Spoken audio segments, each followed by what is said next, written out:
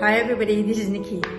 I attended a very interesting workshop by Zoe Henderson, working within the frequency of angels.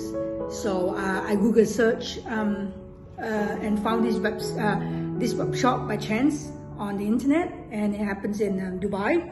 And all I have to say, it's a very practical angel workshop that I've seen. I've been wanting to do one for many years and finally got a chance to bump into it.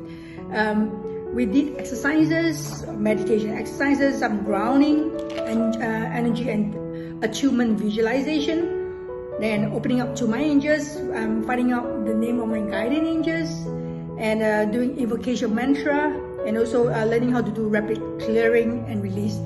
So I have learned about at least 15 very practical strategy and things I can apply in my life right now.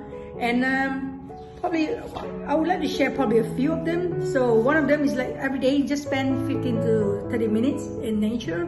So that's where you connect with your angel, right? And the next thing I think which is really powerful is the blue shower exercise.